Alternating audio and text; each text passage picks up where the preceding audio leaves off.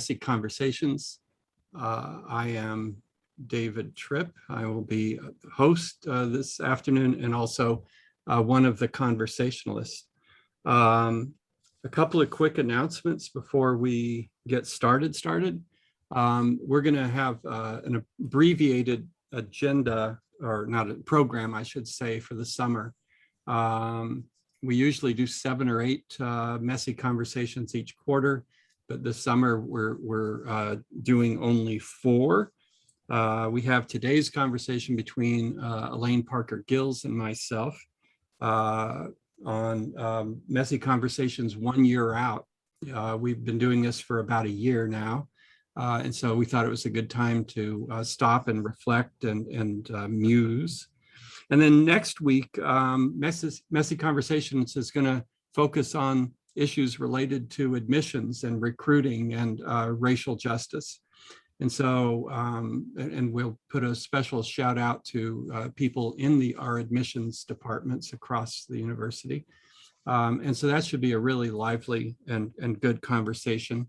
The following week, July 26th, we've invited the newly re-emerging Black Student Union to join us. And so we look forward to having them back. And then our last Messy Conversation for summer will be August 2nd, where we're going to focus on issues related to disability justice. So extraordinarily important topic, and really looking forward to getting into that. If you're new to us, or it has been a while since we met at the end of spring, our protocol is to keep yourself on mute until you're asked into the conversation. That helps considerably. We pay attention to the chat, so you're very encouraged to use chat to raise questions if you want to get into the conversation in the second half. Put your questions or comments in the chat, and we will do our best to get to those. We do pretty well. And often also shared in the chat are terrific resources that people are aware of. And so we mine that as well. So do use the chat. I can't really think of any other announcements. Let's see if anybody on the planning team has an announcement that I'm overlooking. I don't think so.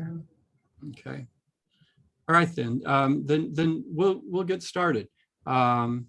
So we started Messy Conversations. I don't remember the exact date, but it was about a year ago. And it was started pretty quickly. We certainly, when we started Messy Conversations, didn't altogether know what we were doing. That much it probably hasn't changed in the year that's passed. But you know, we've been giving this our best shot. And at the end of spring, we did a survey and asked people who've been coming to Messy Conversations to fill out that survey. And that we gained a little bit of insight from that. We're appreciative of that. And some of that will come up in today's conversation. Then we also thought, since Elaine and I kicked this off a year ago, with our somewhat inchoate conversation about issues of racism and racial justice in the context of our experience at Antioch, because we've both been at Antioch a long time. And so we thought it might be a nice way to start this conversation, to put Elaine and I back into conversation. So we're going to talk for about 15 minutes. And then we're going to ask other members of the planning team to, as they have contributions to make, for about 10 minutes. And then we'll open it up to everyone. And so our hope is that in this conversation, we'll get a great sense of, you know, what's worked well with Messy Conversations over the past year. Where have we dropped the ball? You know, what have we not done so well on with Messy Conversations? And what do we want to do with this as we look forward to this next year of work together? What do we want to see be accomplished? So those are the topics that we're going to be kicking around. I'm going to assume folk know Elaine Parker Gills. She's been at Antioch in a variety of capacities over the years, teaches a number of courses in Black Studies, has a terrific following, knows pretty much everybody in Los Angeles, I think. And if she doesn't know you, she'll know you soon. And so we're really pleased to have her, and I'm super pleased to be in conversation with you again today. Elaine, how you doing? Pretty good. Glad to be here. Terrific. So let's start, Elaine, with a conversation about what's been most valuable to you over this past year. You know, when I looked at the survey again in preparation for today, you know, 90% of the respondents said that Messy Conversations had been a fantastically positive influence on them. And so that's an incredibly high rate, I thought. And some of the things that the respondents mentioned were that, you know, it increased their sense of connection and their awareness around issues of race and racial justice. And it confronted them with new ways of thinking. Those were the top three things I saw in the survey. But then I wonder about you personally. What's been of value for you over this past year? Well, let me say, first of all, welcome to everyone, and especially to our planning committee. It's given me an opportunity to engage with colleagues. But you mentioned that, you know, both of us have been in the Antioch community for quite a few years. But I must say that one of the things that I most value about the Messy Conversations, the opportunity to really engage with colleagues. I mean, as an adjunct, just the nature of being an adjunct, you don't often, beside maybe faculty meetings, you're not necessarily on campus and have an opportunity to exchange or engage with colleagues. And believe it or not, this Messy Conversations offered the first opportunity for over a couple decades that I've been able to really engage with colleagues. As an African-American woman, first of all, not just as an adjunct, but as a Black woman in a white institution, that certainly I felt a lot of pride over the years, and certainly I felt the love and the respect. But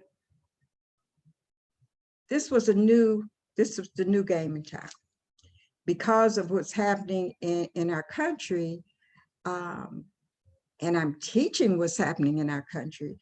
And this concept of Messy Conversations really brought together what I've been teaching, lived experiences, and an opportunity for others outside of our community to come in and engage with us. Certainly the impact of working with our students, this has opened new doors, and I'm hearing more. So Messy Conversation has been a great platform to begin, and I certainly value it. And I want to do everything I can to engage others and find a way to make our community better. So I think the platform, David, of Messy Conversations opens that path for me. And I hope that we can continue along that path. As one that really had a lot to do with bringing this concept and this event to our community, what have you most valued? Because here we are a year later, and we're we're taking a look at the past. And Yeah. we're cross campus. We got Santa Barbara, we have Seattle. So somewhere along the line, that concept came to you. It's okay, what are we going to do? Yeah. Well, thank you. And I want to respond to that, but I have to underscore something you said, because it's such a remarkable statement and a remarkable claim that I don't know how long you've been here, 25 plus years. About that much time. And that this is the first time after a quarter century that you really feel like you have a platform for showing up as a black woman and a black academic to engage in these kinds of conversations here at Antioch. That's an extraordinary claim. Yeah. Most important, that's critically important. And I think it says something about our institution. I think it says something about our leadership. But I think that more importantly is that we have seized the time. And that's key, because many things happen and we just go back to doing things like we used to, or we might, pay homage in some way. But the fact that we have stayed online, stayed the path, and not just say, okay, let's do it, which I think we've done quite a bit of the last couple of decades. But the fact that we are engaging and hopefully we'll continue to. So when you had that concept, there was something that struck you. Yeah. As a faculty member. You've been a chair. You have really played a major move in pushing us forward. So what's most have you valued, do you think? Yeah, here's a roundabout way of answering that I think is maybe also fairly quick. That there was some kind of a cross-campus faculty meeting. I don't even know what it was, but I'm in this meeting with Santa Barbara and LA, Seattle, and maybe folk from other campuses as well. And BLM is blowing up, and the violence in the streets, and my students trying to figure all this out, and the pandemic's going on, and we're in my little breakout room, we're talking about these things. And I know this much about Antioch, that if you want to expend your blood, sweat, tears, and energy, Antioch doesn't often tell you no, right? They may not help you. They may not lend you a hand, but they don't usually say no. And so we were talking, and I was like, well, let's do something. And let's have conversations. And in that room with me was Kirsten and Anna and Sarah, and they all said, sure, I'm in. And so we started this not knowing at all what we wanted to do, other than the importance of conversation, which I believe so strongly in. If we're all at the table and we're all in conversation and we're listening to one another and we're speaking truth, we'll find a way. We'll figure something out. And so that's been a deep commitment of mine in this. And then in terms of what I've found most valuable, I mean, we've had some amazing sessions, and I won't go through and chronicle what those were, but what's been valuable to me is that I've been including issues of race in my classes. I've taught at Antioch for over 30 years, 32 years, something like that. And I've always included issues of race in my classes.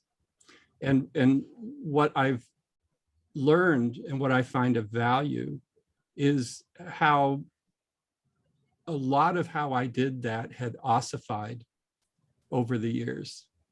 You know, I had my familiar rabbit trails that I would follow, familiar ways of thinking about these issues, familiar authors and others that I would turn to. And I did a fine job, I'm sure, but Messy Conversations has shaken that up for me and made me realize that I've been on my haunches, right? I've been leaning back, not leaning forward. And it's opened all these possibilities for me to reimagine and re-explore how to bring issues of race into my classes. It certainly added a great deal to my reading list. And it's given me a bunch of new conversation partners for thinking through these issues, and challenged me and softened my heart and quickened my feet in a way that I didn't expect at this age in my life. And so that's been the real value to me of Messy Conversations so far.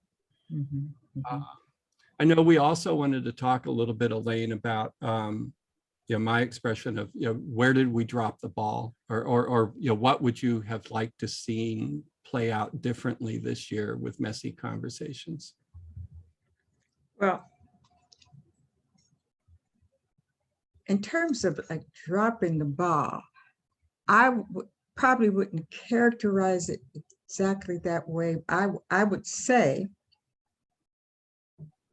on a note of optimism, that I believe Messy Conversations has even pushed me further, because I certainly get more feedback than ever from not only students in my classroom, but students that have taken courses before with me and or in the graduate program and even in our doctorate program, about possible topics, about possible guests, about reading materials. And I believe that we're going to have to even get messier. And in the past, there hasn't been a topic that we shied away from. Let me state that unequivocally.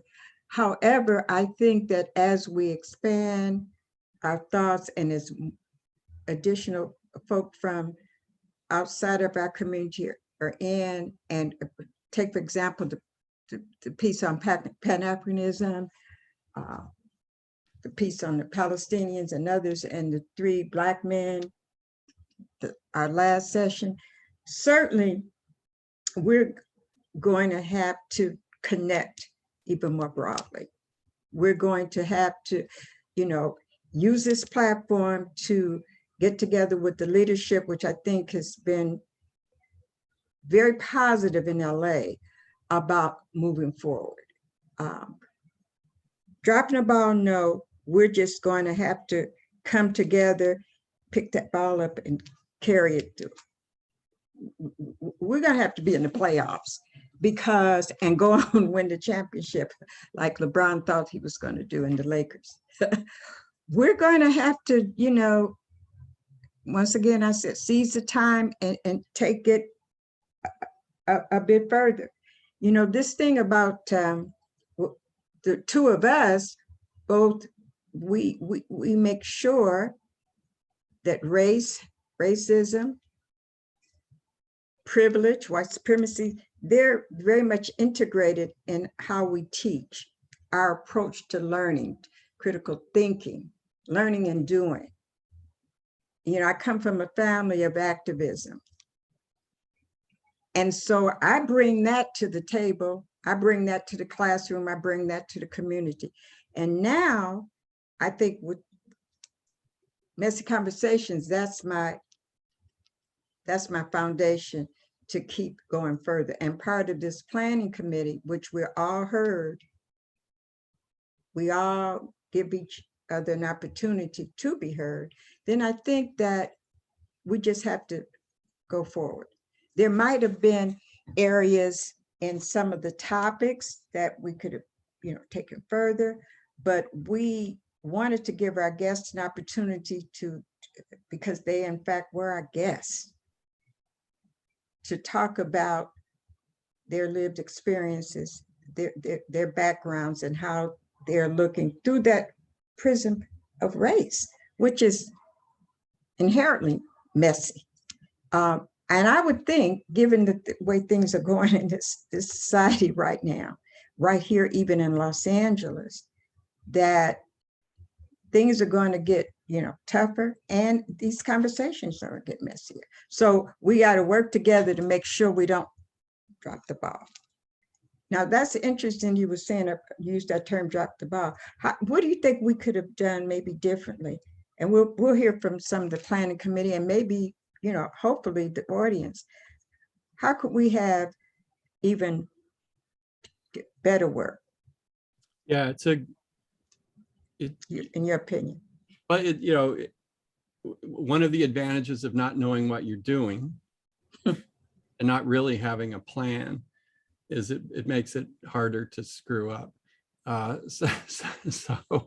So there's that. But I've held in my heart and my vision with messy conversations.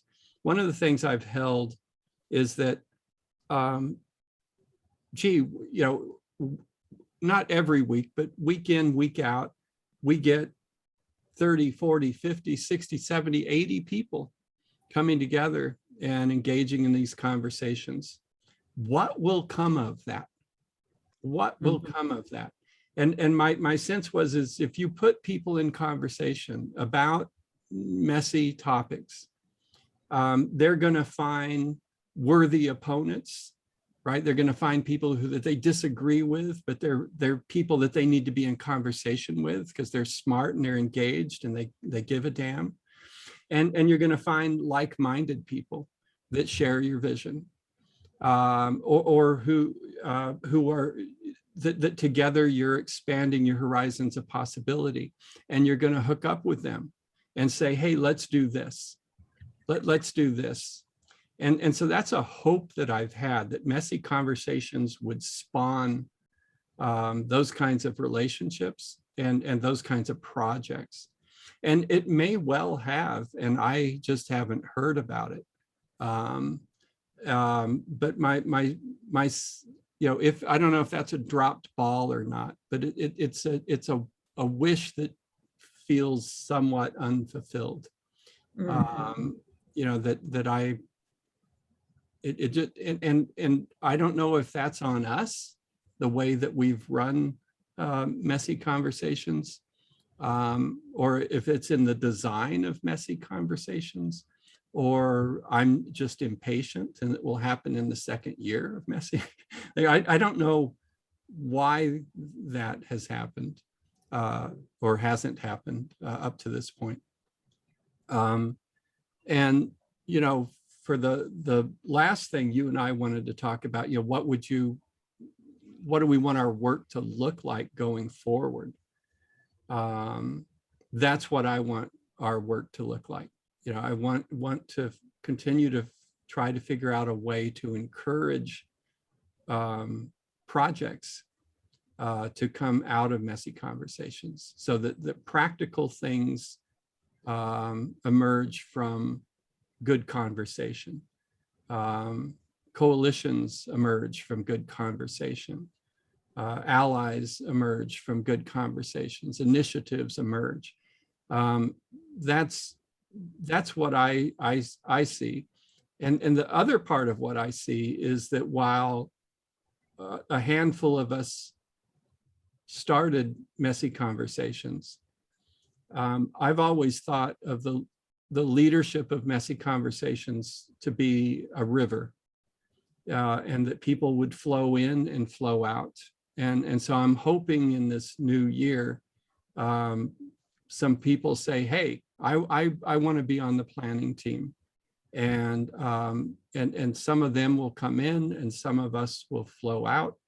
I think that that's vital for the success of messy conversations over time. that there's a variety of voices and perspectives that lead those conversations for a while.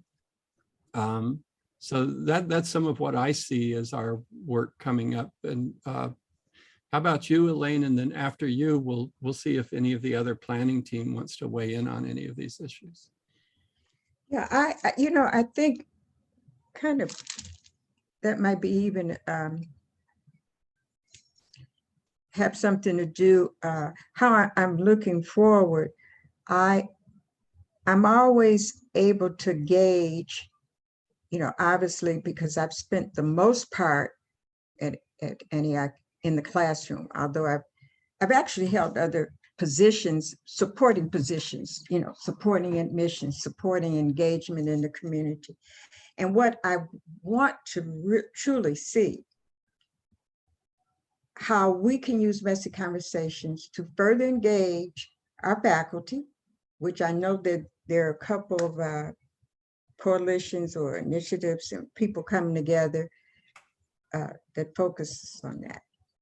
But we have to start seeing that diversified a bit so that there's not just a few faculty that talks about race and listens and find ways to be critical listeners. That's what we're supposed to be doing as faculty and as leaders in higher education, so that some of these students don't feel marginalized. How can we connect messy conversations with that?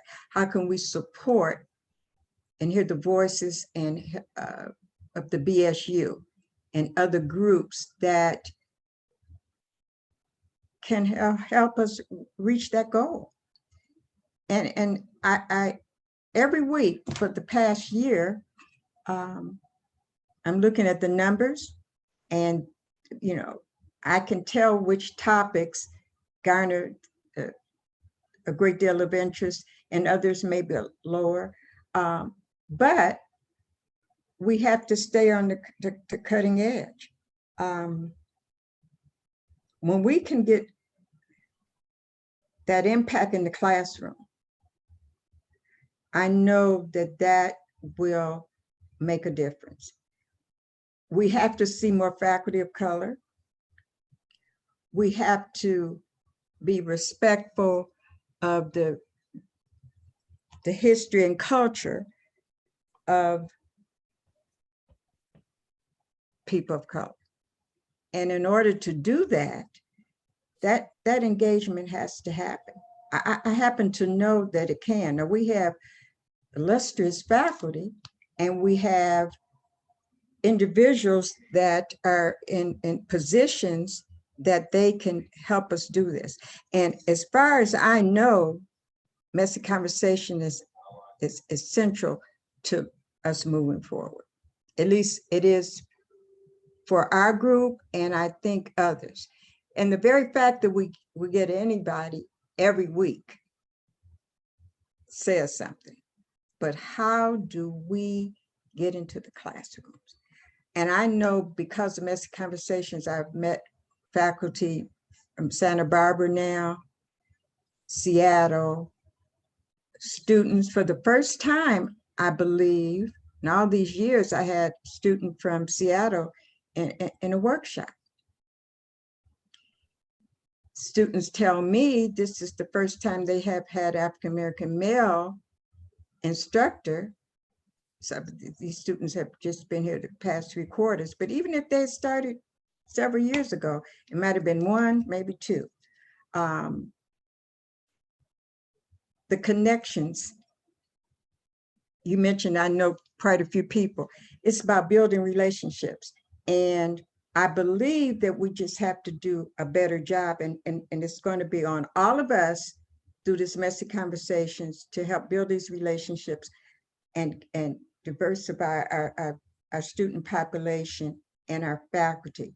That might be pretty, far-reaching goal, but it's what we have, and I think we can do it. That's how I'm looking forward as we go ahead. That's what I'm envisioning.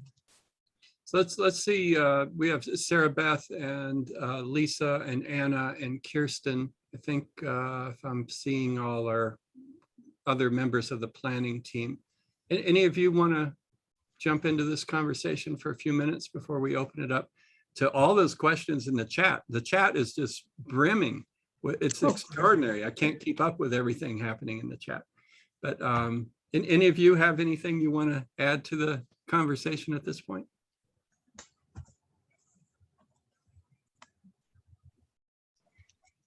I want to say that all of the things that you both have talked about so far are also true for me. Also, I have noticed that this experience at the beginning of each week really helps me to remember and to bring all of these conversations into my teaching. And when I get to faculty meetings, I'm noticing that I am talking about these issues a lot more because of this framing at the beginning of each week or most weeks. And also I have felt more connected, as Elaine was talking about. And I think that connection and just seeing faces and names and getting to know more people and remembering, oh, this person cares about this. This person is working on this. This person is talking about it. It helps me to do it more too. And I think about wanting, I like to get things done as much as possible. So, I see the struggles that we can see in many spaces where white people are putting blocks up against these changes and against these kinds of conversations, and that part of me that also wants to do that because that's the way I was raised and that's how we're taught to be without realizing what it's about. It is becoming, at least for me, because of this practice, more likely that I will say something if I see something that's not okay. It's really simply the practice of being engaged in these conversations and listening and talking less that is helping me to be with others and listen more and help to highlight voices that I missed before, that I didn't see. And it's also really great to have a place to, suggest to new students, hey, this is a great community to get engaged with and to get to know other students and faculty in. And I really do appreciate the cross-campus nature of this, and I'm hopeful that we can expand more and be more connected in all the ways around anti-racism and many other things. To see the affinity groups come and talk about what they're doing is just, it means to me that there's community that's happening here that hasn't happened in a really long time. And I've been at Antioch since 2004. So my own work is based on those relationships, and I truly believe we need a lot more. And we have, in the way of figuring out how to keep things going, we really need to figure out what to do when students graduate and how we can keep the momentum going with students moving on to their own paths ahead, and how to stay connected with alumni and how to keep this community talking. Those are the questions, I think.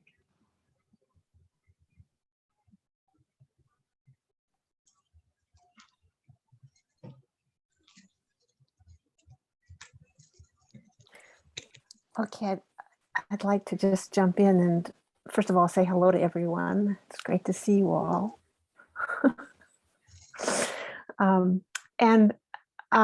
I want to reinforce what Elaine said about seizing the moment. That's one of the things that's been so valuable to me about this, the Messy Conversations platform, is that it was a response to the demands of a moment.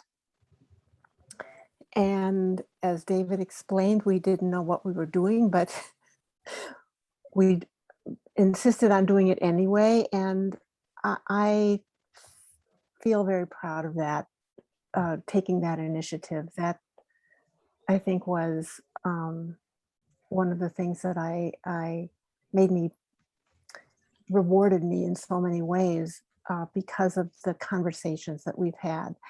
And I would say also it's that this has been a sustained conversation, unlike so much of the rest of life where you talk about something and then move on to the next thing. I mean, we have been sustaining this conversation, and it requires that.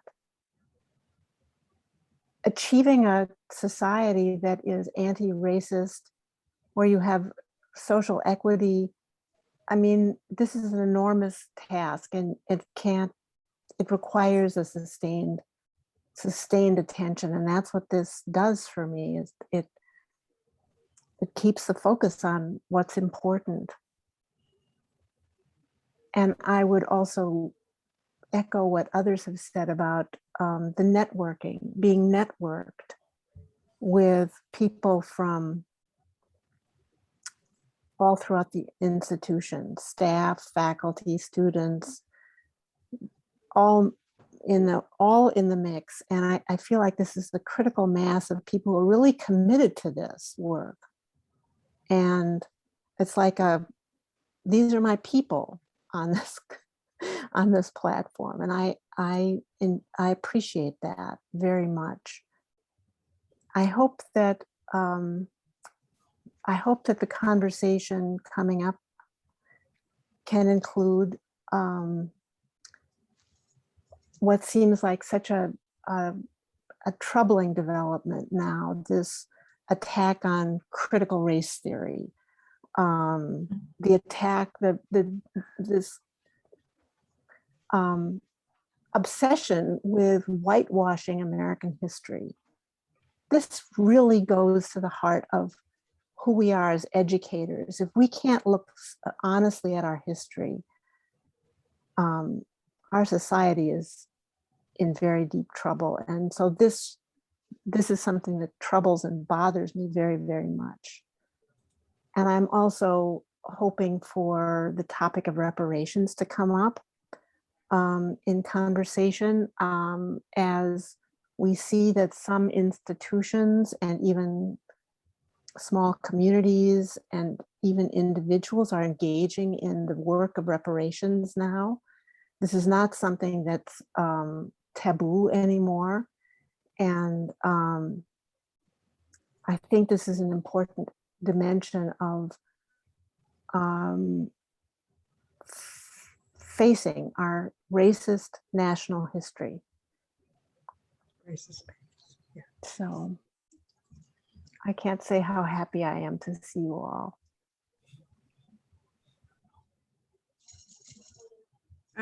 Hello, I'm Anna Kwong, and I'm one of the organizers. But you rarely hear me talking, because I must say that I'm here to learn. This has been an incredible journey for me.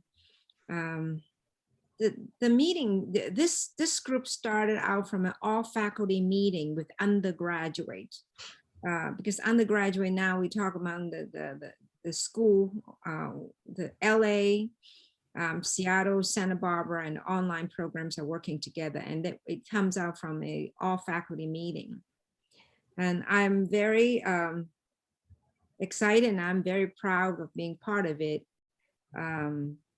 Even though I would say that I'm more in a quiet place, is more supporting, because I have to tell you is that my exposure has not been very deep or wide in this topic. I come from a business background, so I hear people talking about it. But one thing I noticed about these days is in the business world and the society and everywhere, is that there is a strong lack of trust. It's very polarized. People will hold on one opinion. On the other hand, it's that there's someone who's kind of like refuting, and they're not talking with each other. I really like this messy conversations, because I feel that those of you who joined and those of us who are organizing put a lot of trust in this platform. Is that we speak out what we think, and we will, I don't know, somehow, how we did it, I don't know, but I really feel that we never thought about judgment. If I say so-and-so, would someone get back at me and saying that I'm right or wrong or whatever? Kind of like, this is something so rare that this is precious. David mentioned about, well, we didn't know how we started. We're not going to go, we don't know how we're going to go forward. I think that is the best part of this group, is that there's no agenda. We don't have any hidden or obvious agenda. We just want to share a safe space for student, faculty, and staff to voice their opinion. No one is judged. The messy conversation, I know some consider this, well, how come it's not messy enough? But I can tell you is that gradually, if you've been going through the whole thing, this is quite messy, because beginning, we are touching in water that we never thought about touching. Kind of like, ooh, how is it going to happen?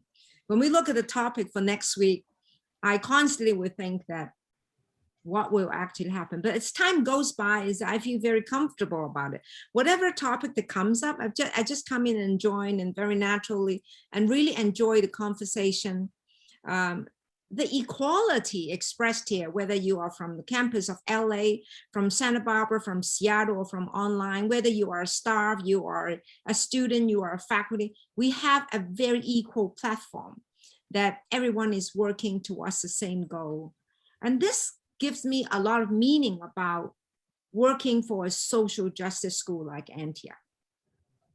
For a long time, I joined Antioch. I don't quite know what it means, but this is something that it really tells me, that is the meaning of it. So that makes me very proud.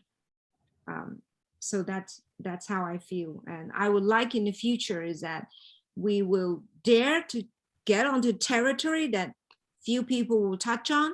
And I would like to expand the horizon on where we're going to go in, because racism is about race, but it's also about human being. I always say that I don't know why we have to color code people. We're just human beings. We're people. We are men. We're women. We are whatever the gender you relate to. We are brothers, sisters, mothers, parents. There's so many things that we're in common, that I think the last thing we need to is to put a color to each one of our face, because we really should love and take care of each other. And that's the goal of having a social justice platform. Thank you. And I'll just quickly say I'm really glad to be a part of this group. And as Dr. Gill says, I look forward to it getting messier in this next year. Thank you all. I see Sue, who has been a great supporter of Messy Conversations, has been with us from the very beginning and almost always here, if not always. What's your comment, question, Sue? Well, it's really an open invitation to either you, David, or Elaine, but anybody, for ideas about how this kind of forum could invite more possibility of consideration of follow-up actions, and not to dictate it or have to organize it, but just even like your founding story about how the bunch of you were in another thing where you were in a breakout group and this idea emerged, and look what you did with it. That's incredible. So I'm wondering, and there is something about the fact that this is open-ended, which is wonderful, but I wonder if occasionally, like one idea I had was if we broke into small groups and asked ourselves, given the topic that we're engaged with right now, what does it make us think about wanting to do? Or if there were going to be a group to do something in Antioch, what might it look like? And come with enough time to come back and just share. And maybe something would emerge. Maybe it's just a simple thing. And maybe no one else has this problem, but sometimes I get into a more passive taking it in and I'm following it, but I stop becoming an actor in this kind of forum. So I'm just curious what kind of ideas people have along that line. You share certainly some of my concerns that I was trying to raise earlier, and that I somehow thought it would just sort of magically happen. I didn't have a plan around that. It's interesting, when I looked at the survey, one of the things that came out strongly when we asked how to improve messy conversations was more time. You know, and maybe for the kind of thing that you're talking about, you know, when we have an hour, and then, as you know, we hang out another 20, 30 minutes, but we're formally end after an hour. And so that's hard to find breakout time room in that space. But that's something that comes up. For a minute, I had 2 Bob Bowens on my screen, which really freaked me out. But Bob, I know, is fine, you know, less talk, more action. You know, what are we going to do? So I don't know if anybody else wants to weigh in on Sue's comments.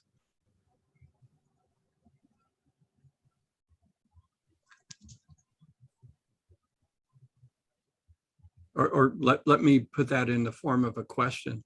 You know, is there a felt need? Do any of you feel a need that we should be more practically engaged? That we should have initiatives that are coming out of this, work that's coming out of this? Or are you content in the land of conversation? Gabriel? I think, like, in order for there to be productive action, we could do it with this number of people, but I think the more people engaged, the more power and force something has. And in my experience in the messy conversations that I've sat in, a majority of the attendees are faculty, which is a little disappointing, just because there are so many students who could probably benefit so much from this resource.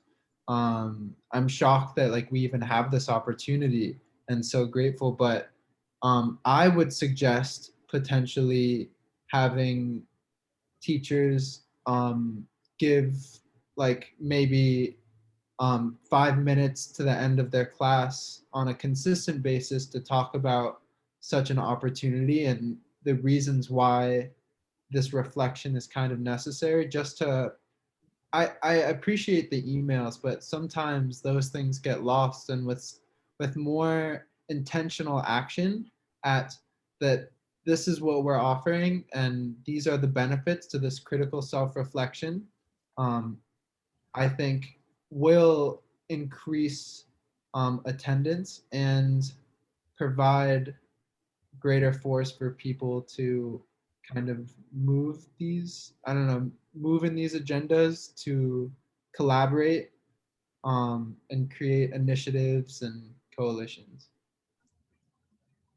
Thank you, Gabriel. I see Clarence has his hand up. How you doing, Clarence? Good to see you.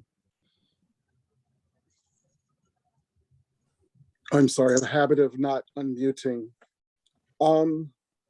This is an interesting moment, and I may sound like a broken record, but indulge me, David, for a moment. As Kristen said, this whole messy conversation was demanded by a moment. And in that moment, we were in COVID-19. I myself, as a student, was struggling in the isolation of it all. And, you know, I'm a very person-driven, hands-on, tactile kind of person. So me not being able to go to campus and see you guys was really a struggle for me. And then George Floyd was murdered in broad open daylight. And then all of a sudden, all of my triggers as a Black man who'd been brutalized by police on 3 occasions just awoken all of my senses. And then David apparently had this brilliant idea to open up this safe space. And you guys got together and partnered to make it happen. it gave me just a source of vitality, of being able to sit in my own truth and express myself without at least verbal judgment. But I wasn't going to go. It took a call from Dr. Parker Gills to encourage me to come to that first one, because my whole positioning in that at that moment, at that right now moment, as we call it, was that I didn't want to talk to white people about what was going on, because the whole idea was that white men needed to fix the situation. Why should this be like the hamster continually going around and around and around, and Black people having to get in the street again and the struggle and all of that? I did not want to be a part of this, but honoring Dr. Gills, I came on. So my intention was to be there one time. And to your point, Sue, about there being actionable, moments and steps beyond that, myself and another Black male student, that was the first thing we said. Okay, the talk is nice, but what is the action? What are we gonna do? I mean, that was our attitude. We wanted to see something happen, because Black people for so long, going back to Dr. King, who said, how long? Not long, but now. George Floyd opened up the floodgates to say, it needs to change now. So I'm very appreciative and grateful, and I bless the committee. And more importantly, I bless Mark and administration for having just the courage to allow this safe space to happen. And it also infused me as a student to be able to go in a classroom, even on Zoom, and the instructors were so sensitive to the moment that they allowed us to continue the conversations in our communal spaces within the class, and even at points connecting the dots. And it certainly opened up more richness to my writing and to the things that I was creating in class. So that was a benefit, you guys. And it also feels like, I don't know, Dr. Gills' classes teaches you about Black Power and the Panthers. The Panthers used to have Saturday schools where they taught young Black kids about their history. Because, we know about the education system, you don't necessarily learn about your history. So being in this space has allowed a lot of people, especially people who don't look like me, to learn a certain amount of history, as Kirsten said earlier. Also, I just want to impart that David said, I'm sorry? David talked about the river flowing in and out, and Anna also talked about water. I've tried to leave this space, but now I need a 12-step program to recover and get out of this space, because now I can't leave it. So I'm gonna stop there, but I do have some other takeaways. One which was the time factor. David, that was probably me responding about the time, because I really feel formally, it really needs to be 90 minutes to really get everything that we need to tackle on. And what I would like to see more of in this space, continuing the messy conversations, is something that I've said many times, and that is, I don't want it to be too Black centric. I would love to see more of the white men, as we had that one panel, coming to the table and sharing. That's really important for the healing. It's important for us going forward. I like Kirsten, I would like to see something on Asian and hate and Black people. I've already made that suggestion once. I'd love to see reparations. Lisa knows I've done lots of research around reparations, written a few papers, written some poetry on reparations. So I'm really, really anxious to hear more of that. But most importantly, I bless you guys. I thank you for the space. For someone who has struggled through this last year in a really, really, really serious way, I just thank you. Wow. Thank you, Clarence, very much. I see Patrick has joined us, and Patrick has his hand up. If you don't know Patrick, he has been our conversationalist a couple of times this past year, and really good to see you. Hope you're doing well. Good evening, everyone. How's everyone? So I just something I was thinking about, and I guess warning would be the only term I can get, to make sure that this does become a show pony. And what I mean by that is we've talked a lot about the stated mission of Antioch. What's its purpose? And if it's living up to its purpose, and we all kind of agree that it's kind of not. And when someone says, well, what is Antioch doing? Someone can be able to we have this task force, we have this messy conversation, we have this faculty color thing, that's, and kind of point to those things. But the structures are still in place. A lot of the same things are going on. And so what I mean by show pony is that it's just these things that we're doing that's just being pointed to as an example of, okay, now we fixed everything, see what's going over there. And all of the systemic core structural stuff is still there. So I want to make sure we don't find ourselves in that position where, whether it's accreditation, whether it's, conversations among people ask, whether it's whatever it may be, that we're just being pointed at as this is how we fix the problem, and those structures are still there.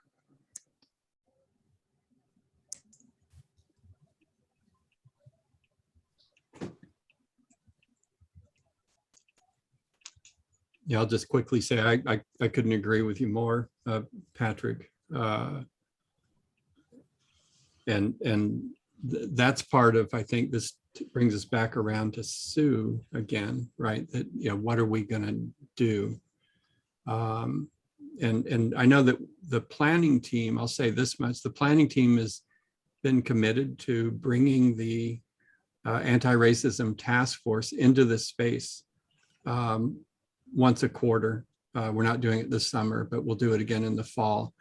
And part of, we don't want to just be a vehicle for them to say whatever it is they have to say. Part of what we want to do, it's an accountability issue, that we've got a mix of staff, students, faculty, administrators, and where are you in your work, and a way of trying to hold them accountable in a gentle way. But there's more to be done for sure. I see Memphis has a comment in or a question in the chat. I haven't had a chance to read it, but Memphis, do you want to come into this conversation? Hi, thank you. It was just a thought I was having at the moment. My name's Memphis, for everyone I don't know. I'm a BA student in Seattle, but I currently live in Sacramento. So I'd like to maybe switch over to one of the California campuses. I guess what I was thinking, Clarence, I also really struggled this year moving, and then with the pandemic and being Native, and something with a lot of like the ripper mentions and stuff that we see. That's a huge trigger also a lot of times in Indian country, because a lot of them are to cover up or to continue silencing. And I really look forward to hearing more of like what you've shared already about like your studies and whatnot. I think what I hear a lot of is that even though it's great, we have so many ways to show up, it is difficult over the space. And I wonder if you, maybe what populations are targeted outside of AUS? Because I get an email so often about this group that I've been intending on popping in. Similarly, I wasn't really committed. This is my first time attending now. And I wondered if there wasn't a outreach or a social media platform where we could bring in youth, high school students. They attend 2 or 3 meetings, they can get a credit. It's all on Zoom anyway. They're doing PE from the couch. Things are really different these days with younger ages. And I just wonder if to bring in more voices, from more different places into it, if we might be able to have a plan or coalition for when, whatever this anti-racism task force you're bringing in the fall. I'm not sure what that is, but if we needed a goal to be created, so when they come in, we can hold them accountable or be accountable ourselves as taking on parts of a new project. But this is all new to me as far as this platform. Yeah. I'll just quickly say 2 things. Well, 3, I guess. First, welcome. Glad to have you with us, Memphis. 2, the Anti-Racism Task Force, if you don't know, perhaps others don't know, but that's something that the Chancellor started about a year ago. There's 3 persons offering leadership to that, and then there's a number of other faculty and others involved in that. And their charge from the chancellor is to help us become an anti-racist institution more fully. And so they're engaged in that work, and we invite them quarterly to come and update us on where they're at and to ask whatever questions we have of them about that work. So there's that. The other thing that you raised, I appreciate, and it's what you point to is an ongoing point of tension about the character, the identity of Messy Conversations.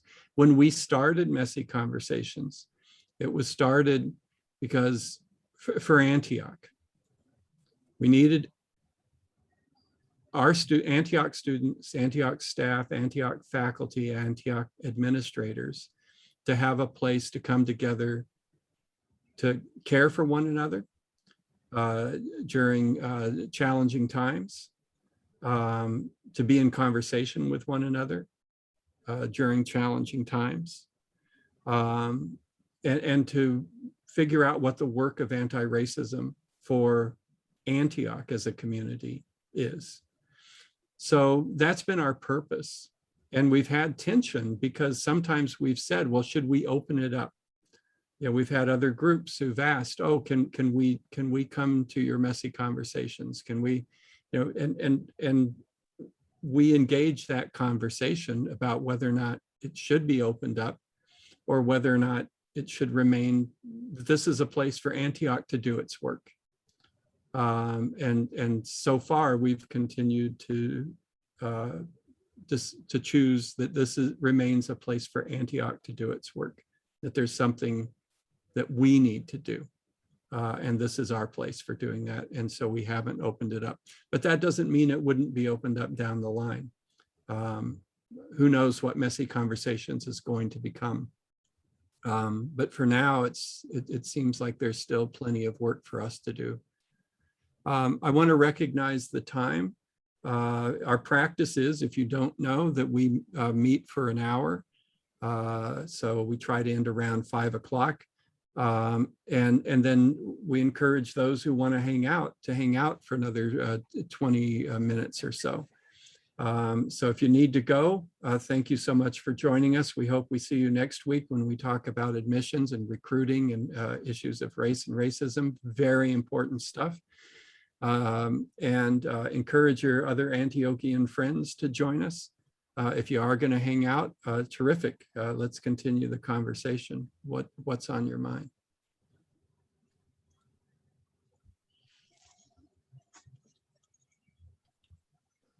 Well, I'm never shy, David, and you love for me to rattle on. But the other thing I'm grateful for that this moment and this space has allowed is it's allowed us to be this hybrid for cross-campus interaction. And because of that, I've been able to participate on a couple of activities with other campuses that normally I don't think I would have been afforded the opportunity to do so. And I'm still waiting for my invitation to physically come to Santa Barbara and physically come to, Seattle, but, we'll see.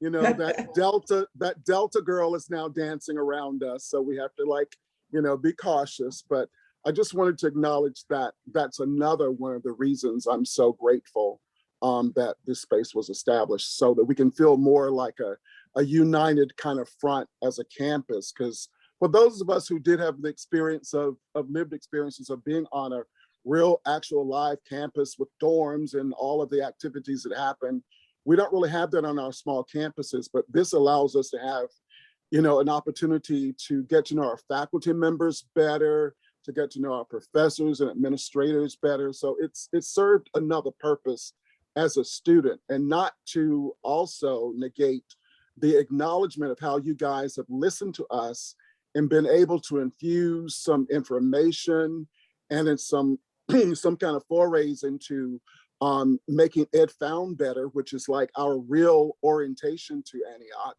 And also you've provided open information about students who have issues as to where they can go to make those things, find a solution. So this space has provided those opportunities as well. And I really needed to acknowledge that. I'm sorry to take up the time.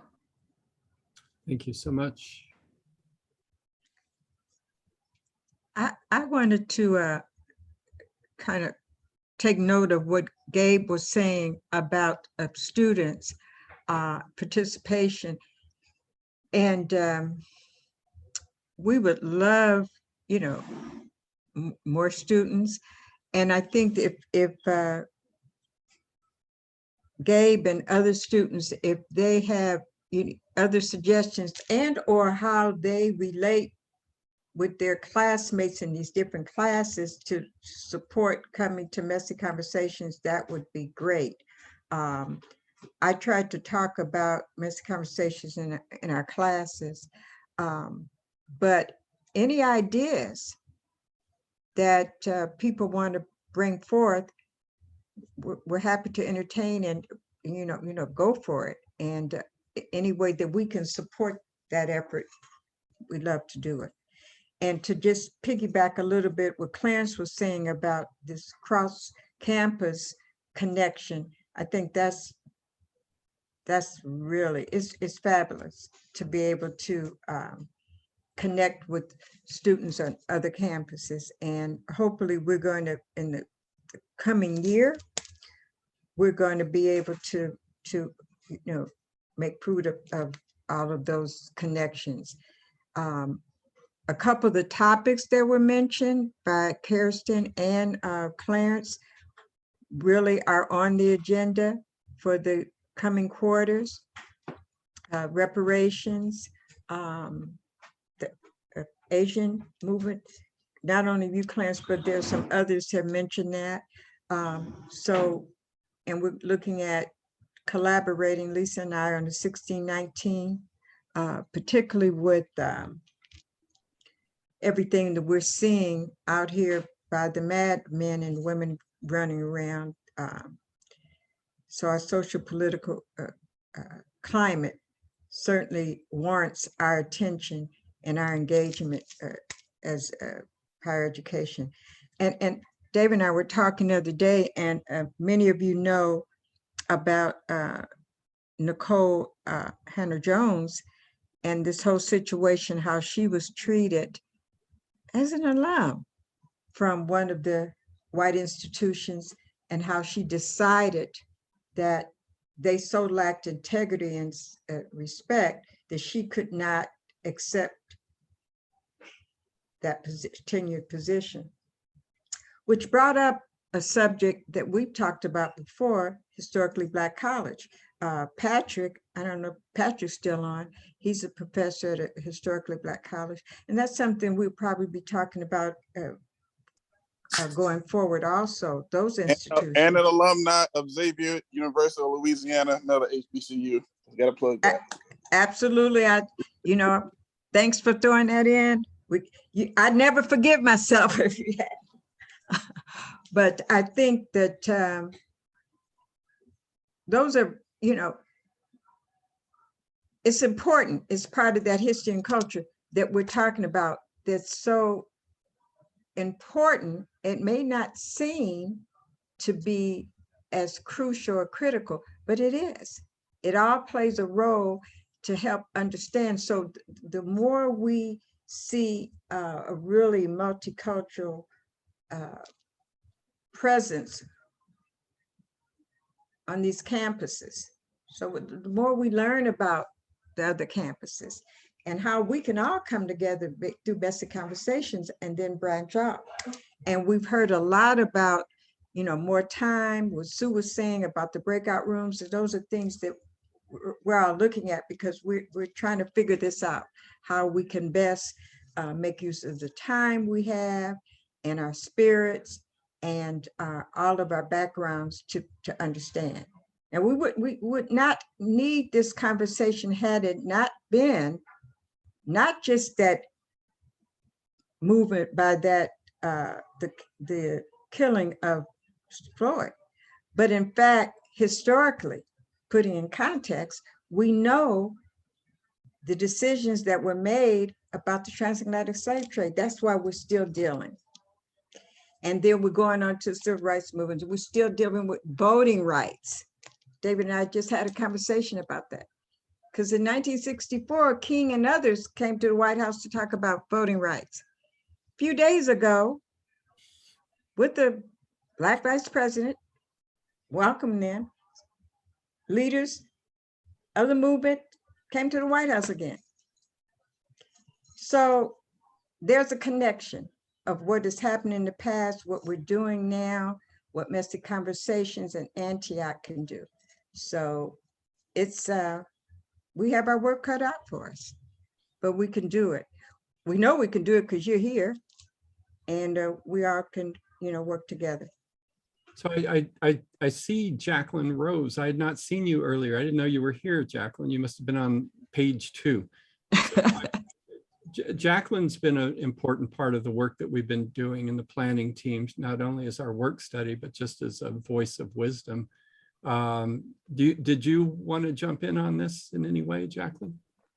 I was actually late this time. I apologize, and was just coming in and was hearing what Dr. Gills was saying, and Clarence about the opportunities for students and to understand what you can do. And I just want to say for the students, I try to encourage students to understand that you have the power. We have the power as students, and we can make the campus and our education anything that we want it to be. We just have to push forward and share that information with people, the powers that be, and find a confidant on campus that you can speak to.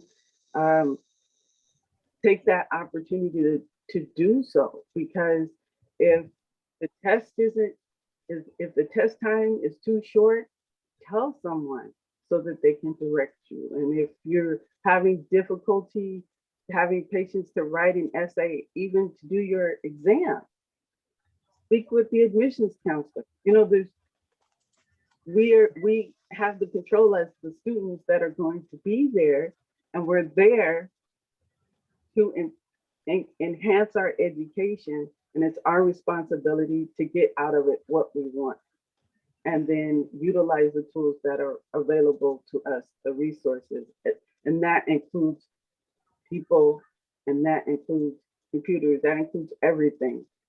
We can't leave that piece out. But I don't know. Just like I said, I came in on the edge of it, and I hope everybody does well, and I hope all the students that are on the line are claiming their education per se. And when we have these discussions and we're moving forward with people trying to complete their education and coming in through the bridge program or whatever program they're utilizing, that they're making the most of it, because now's the time. Now's the time. That's it. Thank you so much, Jacqueline. And I'm relieved to know that I didn't miss you. You weren't here. So I see that Sherry Gers from Santa Barbara has a comment. Sherry, the whole time I've been watching the wind blow through your hair and just very envious of that. It's so hot in my room. How are you?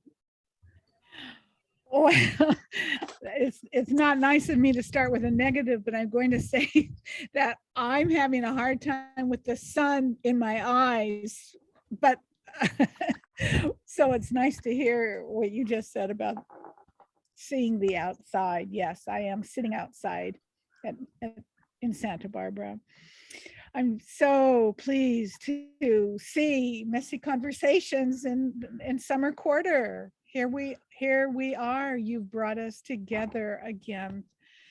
And I'm so grateful for that as you know, a lone adjunct from Santa Barbara who along with Anna Kwong and usually one other person from Santa Barbara makes it to Messy Conversations. And yes, I wanted to share as I posted, I wanted to share that there is a small and persistent and growing group of those of us who identify as white people in the Antioch community across all campuses and the online program too, as well, who are faculty and students and staff coming together. At first once a month and now twice a month, starting I think at the middle of 2020. And so I posted the Google group link for anyone who is interested in coming to any of those get-togethers or talking about them, finding out more. And the structure is usually that on the first Thursday of the month, we discuss something that we've read in advance. So it's a learning and somewhat scholarly or academic and also emotional, whatever it is we bring to that get together. So that's once a month about something that we've read. And then the other meeting is on the third Thursday of the month, where we,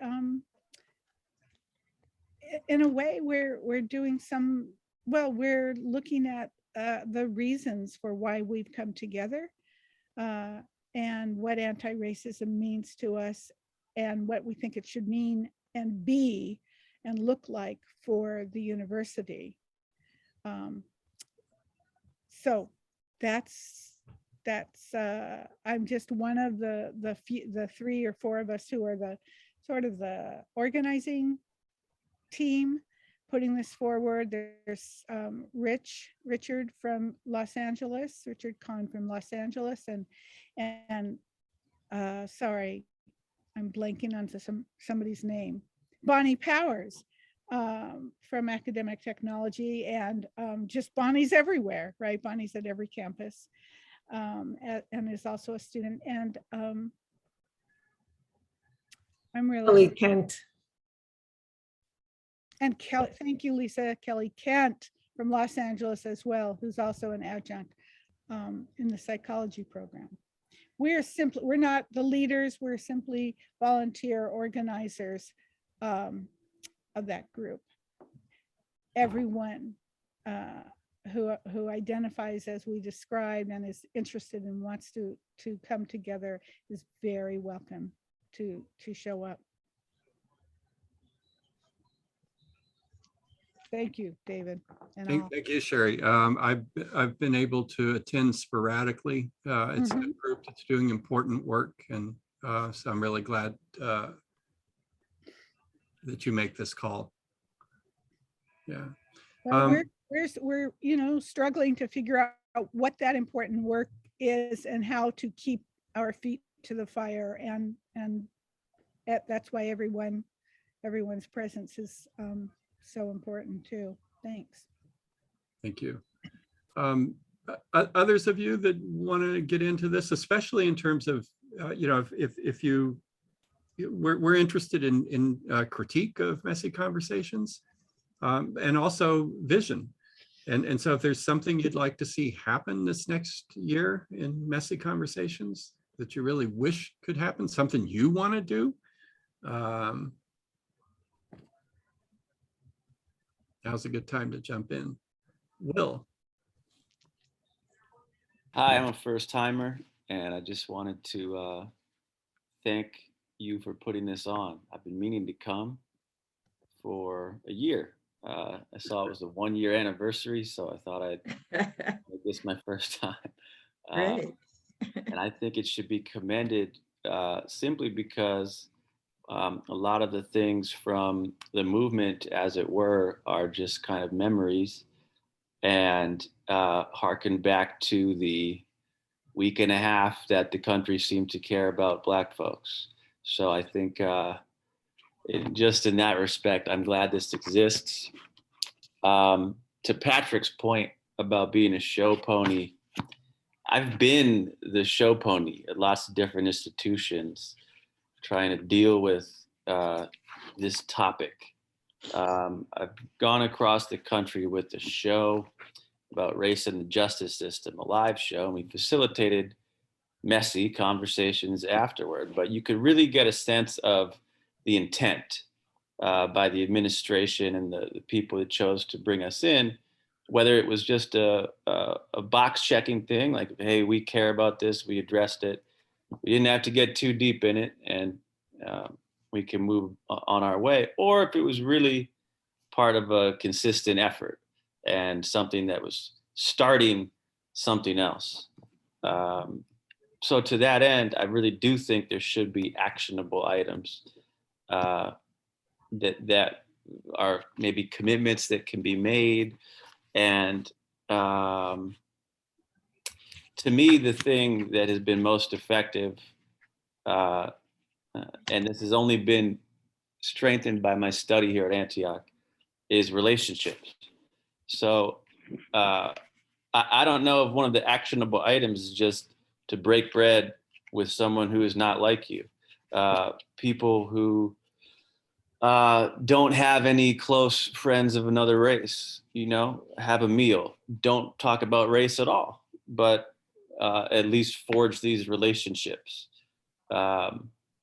Because I do feel like, as a white male of privilege, that is just often the difference maker. I feel like a lot of the other white males of privilege that I know would be more involved, would be more upset, would be more engaged and have more at stake if they simply had a more diverse group of people that they interacted with.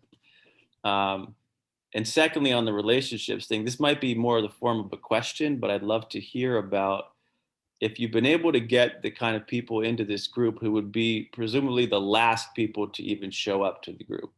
Because I often feel like I'm preaching to the choir, and it seems just about everyone I've seen here today is really trying to improve for themselves and the community. But the people who are even offended by the idea of critical race theory, the people who would be most difficult to get here, has there been efforts to do that, and have they been successful, and what has it been like when they have shown up? I think maybe concerted efforts to recruit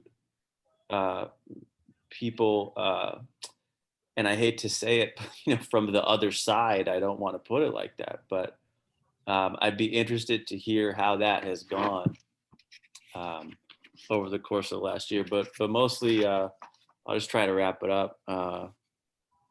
I just wanted to thank you all for giving us this opportunity and putting this on. David, you just got your lead conversationist for Ask a White Man Part 2. Duly noted, Clarence. Thank you. Yeah, and welcome, Will. I'm glad to see you here with us as we start our second year. I just wanted to say a couple of things in response to some of the points you made. And one of the nice things about this is that this is a grassroots, Antioch grassroots movement. Administration, apart from the fact that we're using Zoom, that I guess they're ultimately responsible for, but otherwise they don't have a whole hell of a lot to say about whether we do this or we don't do this, and they certainly don't have anything to say about how we do this, and that I think that's super valuable. That said, we've got great support from, for instance, the Los Angeles provost, who's supported us with some money to do a few things and in other ways. So, you know, that's all nice, but this will continue unless someday some administrator decides that they're actively going to shut it down. And I can't imagine somebody taking that stance. So that's one of the good things about us not being used as a show pony is that in a lot of ways, our destiny is in our own hands here. That said, to some of your other points about, who all gets invited in terms of points of view. If you're an Antiochian, you're invited, and period, right? So we don't have any way of knowing what your position is on things before we invite you. If you're part of the Antioch community, you're welcome. So the only exception to that I can think of is that late last quarter, Asa and Lisa initiated a special messy conversation that was looking at issues around Palestine and Israel during when quite literally the shit had hit the fan there in a big way. And we purposefully invited Palestinians. And we got a little bit, not much, but a little bit of pushback. Well, where's the Jewish perspective on this? And our response was, well, we want to bring that in down the line, but we really, at this moment, we really want to have the Palestinian perspective. And we don't want to try to divide that time between the two groups. It seemed especially important at that moment in history that these voices are gonna, and then so, but that's the only time I can think where any of those kinds of issues have come up. But certainly if there's somebody in the Antioch community who holds a perspective like you mentioned, I think the example of critical race theory, and holds a negative view of that, or the 1619 project, or whatever it is, we want those voices as part of the conversation. That's how it gets messier, right? And then last thing I'll say about this is that we are all, to use a worn out metaphor, but we're all at different points in our own journeys around racism and anti-racism. And so even though sometimes it seems like we're all on the same page, we're not. And I hear back from people who, thought of themselves as good, liberal-minded, don't have a racist bone in their body. And then through messy conversations, they realize, wow, there's a whole lot they've been blind to, a whole lot that they've been ignorant about. And I gave the example earlier that even though I've been doing this work for a long time, that had gotten kind of ossified. And so there's been a reawakening for me and learning new models, new paradigms, new language, new arguments, new perspectives. So, wherever you are in that work, and we're all at very, very different places, those perspectives are all welcome in this conversation. Is there a move for the committee to include, critical race theory as a topic in the future because of all of the GOP spouting it as a catchphrase for everything? Yeah, definitely. Yeah, there is. We've talked about that. We've got a list of topics that far exceeds the number of weeks that we have available. So, but yeah, so for instance, for fall, fall, I think is just going to kick ass, by the way, in terms of messy conversations. But we'll have 8 weeks in fall, and we've got at least 15 topics that we're trying to, and critical race theory is one of those. And so we'll see what we can get up in the fall, and then other stuff will be pushed back to the winter. But to me, I didn't really think that was going to have any legs. And I'm really surprised to the degree that it does. And so now it does seem like something that, yeah, okay, we've got to talk about this too. So There's a question in the chat, David. do you want to bring it? Who? Kaja, do you want to say what your question is? Is it me? Yeah. Oh, it's Kaya. I'm from the Los Angeles campus. Just really quick, I wanted to thank all of the founders, because these messy conversations, I have always been in the background with my camera off, but I have learned so much in the past 6 months since I started at Antioch. So thank you. In regards to the idea of more engagement in the classroom, outside the classroom, I'm all for it. I wonder if, I mean, there are so many different ways to get people involved. I was wondering if this is the group to do that, or is, I know that Antioch has the anti-racist task force, and I mean, across all campuses, other organizations organizing events. So I guess, I wanted to know if this was a space in which to do that. And also whether Messy Conversations is just centered on race, or is it for other suppressed minority groups? Like for, if they talked about disableism, ableism, LGBTQ rights, etc. I was just wondering. Kaya, would you restate the first part of your inquiry? I want to make sure I got it right. Yeah, just in terms of engagement, I think I'm one of those people that wants to, do.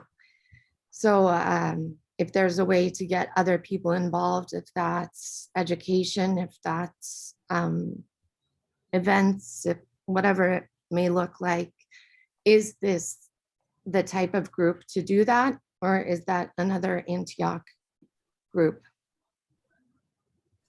Thank you. Glad to see you unveiling yourself. And great to have you, and thank you for your support.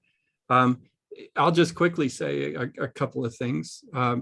So this is part of my hope that this is the place to do that, right? And that what you get is you hear people that interest you, and they're interested in something similar that you're interested in.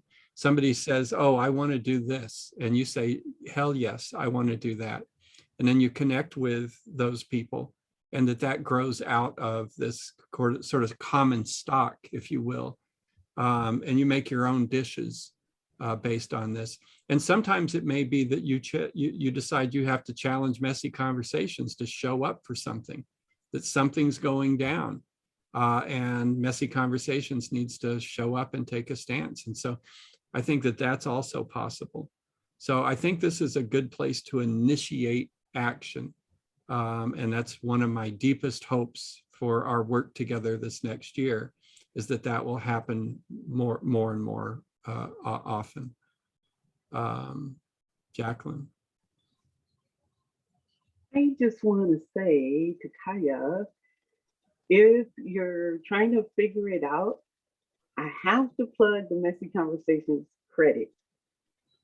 When you're working with Messy Conversations and there's a credit involved that you get, to add on the many others that you're taking, it is a really good place to start and learn a lot. I did the extra credit before they had internship. or the federal work study. And I got to know this team and all these professors so well, and the subjects and the ideas that the students are looking to bring to the light and their concerns all at the same time. And it was the best experience. It really was. So I just want to plug that as one thing that will give you a broader look at all the different campuses, even at the same time, not just yours, but everybody. It was a really good experience. So maybe we can email that stuff to you or something. I'm sorry, what, you said something about extra credit, or I don't, Or maybe, sorry, I'm not understanding what exactly this is. So Jacqueline, were you talking about the independent study? Yeah. Oh, yes. The Messy Conversation Independent Study. It's a 1 unit overview. We could send you, I can connect with you on that. it's for undergraduate students. Oh, yeah, I'm a Oh, master's student. Yeah. I'm in the MAP program. Oh, you're in the MAP Los program. Angeles. Yes, Oh, and I'm actually part of the AWARE group with Cherie, and I'm on the Rise Up committee with Bonnie.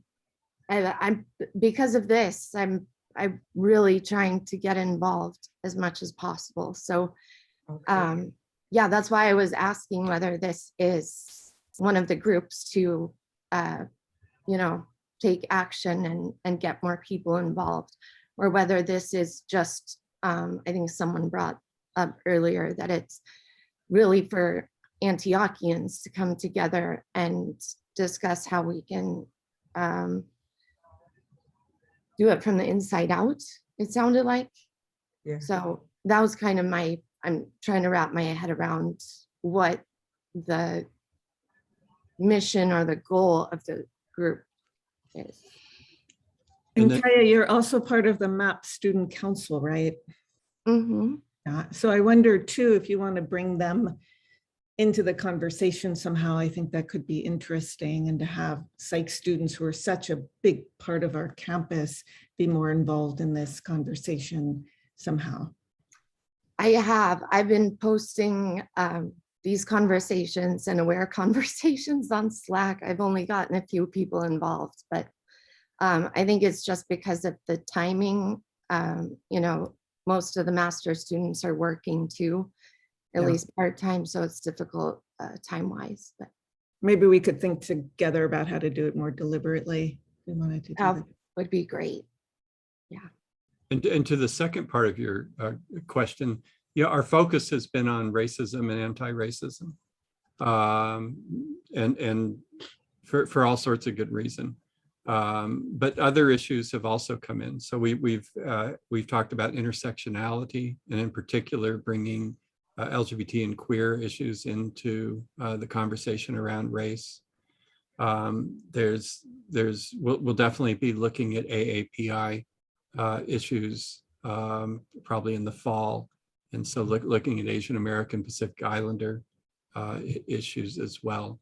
And so so while the principal part of our focus is on race, it's not on race exclusively, at least for the time being. And who knows, maybe 15 years from now, Messy Conversations will only occasionally be about race, because we've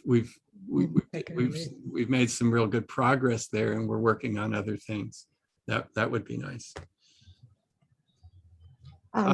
Anyone else before we wrap up? I see we're way past 5:30. Memphis had a question that came up earlier that was in the chat. Yeah, I think we talked with Memphis about that. Plus, I think Memphis is gone. If there's nothing else, then I just really want to thank those of you that are still here. I want to echo so much of, I'm very appreciative of some of the things that Clarence said about, that what this space has been to us over this year personally, and where we were when this all started, and the need to have some place to connect and be. And so I look at even these remaining persons and names. So many of you have supported us and been a part of this conversation now for months and months. So we're really looking forward to the work we're going to do this summer, and then kicking off next fall with just an extraordinary group of conversationalists and topics for us as a community. Thank you for everything. Thank you, Elaine, for being in conversation with me. You got something? Yeah, just wanted to say maybe we should introduce Daniel. Yeah, he's got. Hey, Daniel. So Daniel is going to take over as our federal work study for Messy Conversations, a job that Jacqueline did for us a good chunk of this past year, but she's moved on to better things. So Lisa's been gracious enough to share Daniel with us. I don't know if Daniel wants to say hi. Hello. I don't know that I have too much to add to the discussion just yet, but I'm happy to be working with everybody here. So yeah. So we had to give Daniel a job to get him in the space. I love it, Daniel.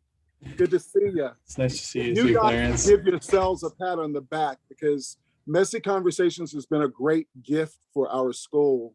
So those of you who've labored over the weeks and the months to make this happen, you know who you are. You guys have worked really hard to make this a reality, and who cares where it leads us? We'll all get there together. Thank you all. All the best to all of you. See you next week. Thank you, Elaine. Thank you, David. That was great Absolutely. conversation. Good Thank seeing you, all. Kirsten. So good to see Good you. to see you. Good to see you, Thank you, Kristen. everyone. Back to see us again. Bye-bye. See you tomorrow, Kirsten. Bye. Bye.